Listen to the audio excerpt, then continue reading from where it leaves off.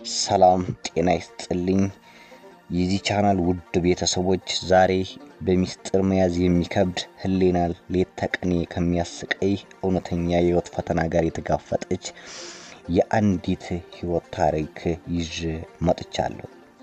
ታሪኩን እስከ መጨረሻ አዳምጣችሁ መፍትሄ እንድትጠቁማት በአክብሮት እጠይቃለሁ።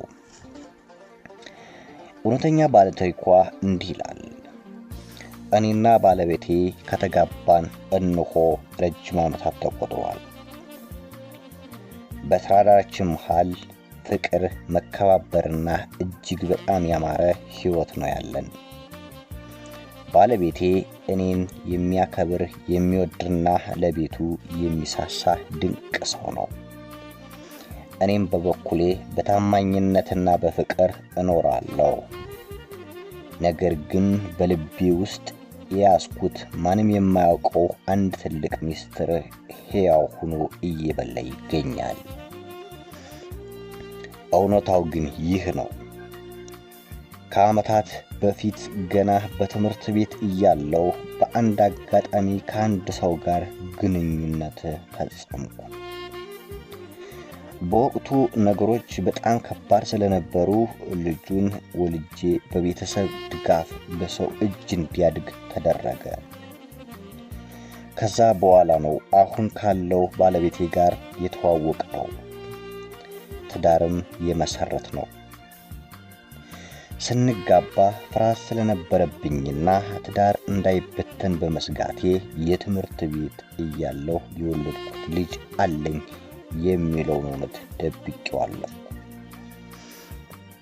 ጊዜው ሲደርስ እነግረዋለሁ እያልኩ ራሴን ባታለልም ዓመታት እየነጎዱ ሲሄዱ ግን ነገሩ ይበልጥ እየከበደ መጣ። አሁን ትዳራችን ጠንክሯል። እሱም እኔን ሙሉ በሙሉ ያምነኛል። ልጄ እያደገ ሲሄድ ግን በየቀኑ የህሊና ጸጸቱ እየገደለኝ ነው።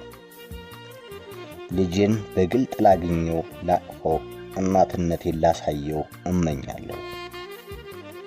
ነገር ግን ይህንን እውነት ለዓመታት ደብቄው ለባለቤቴ እንዴት እንደምነግረው ጨንቆኛል።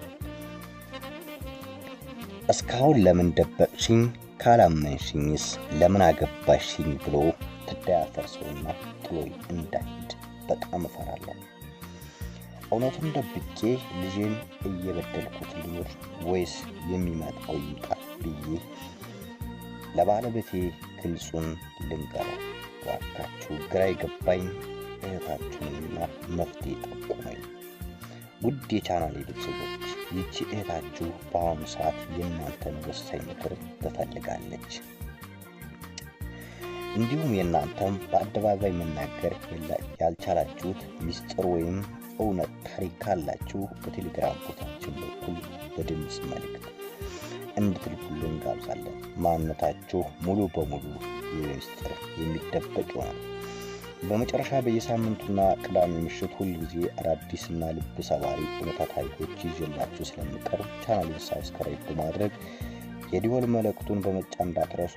አብራችሁን ስለነበራችሁ አመሰግናለሁ።